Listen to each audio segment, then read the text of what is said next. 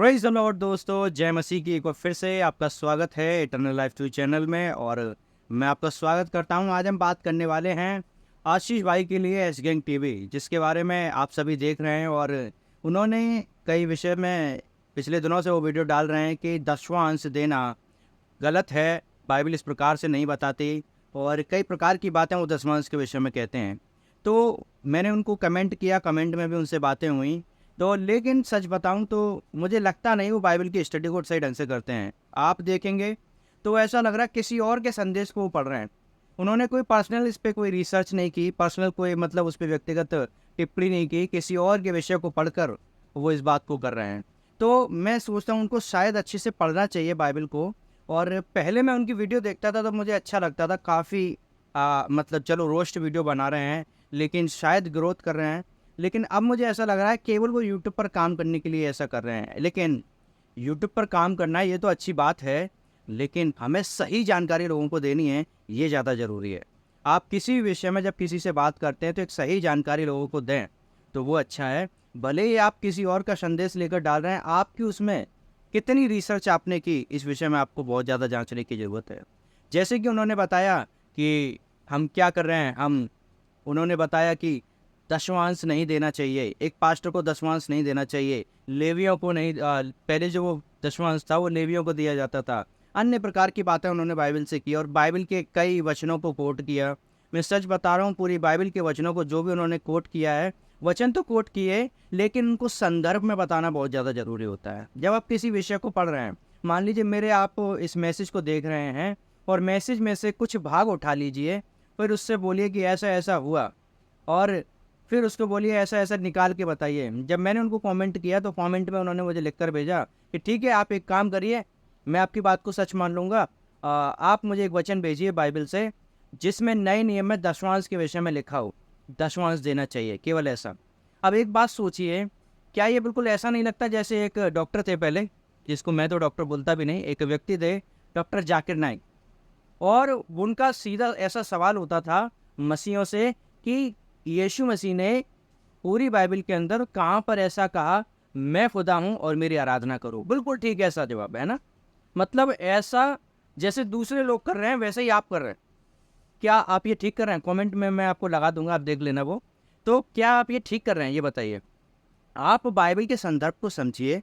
Bible को अलंकारिक Bible एक single भाषा में बात नहीं करती। बाइबल अलंकारिक रूप में बात करती है, कई बार डायरेक्टली बात करती है, कई बार इनडायरेक्टली बात करती है।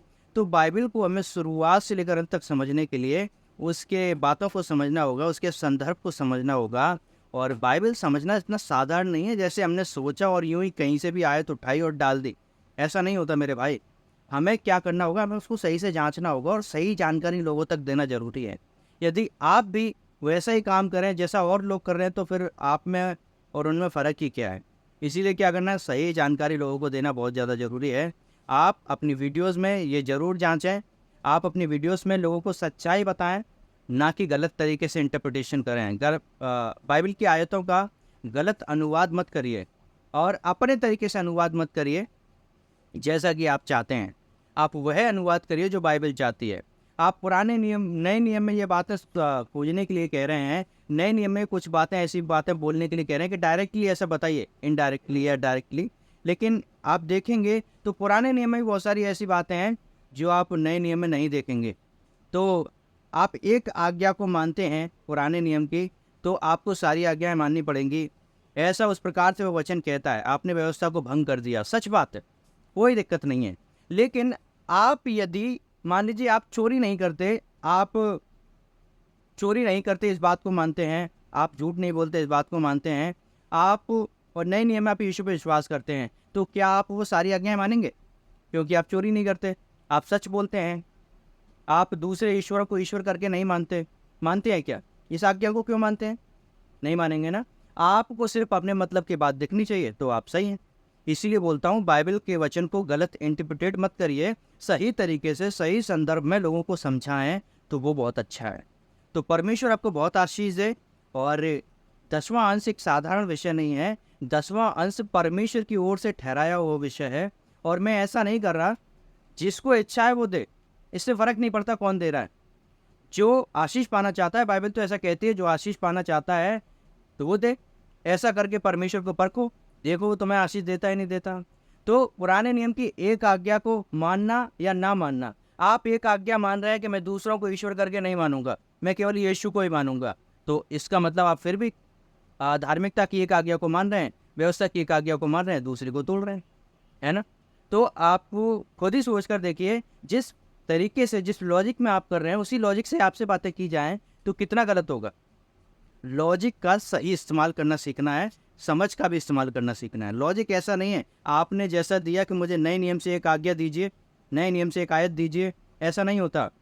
हम औरों की तरह नहीं हैं, हम बाइबल को समझ कर, हम खुद ही बाइबल को सिखाने वाले, खुद ही समझ कर ना समझाएं तो क्या होगा, फिर तो गड़बड़ हो जाएगी ना। हम खुद बाइबल को बदनाम करने वाले हो जाएंगे, हम खुद परमेश्वर को बदनाम करने वाले हो जाएंगे।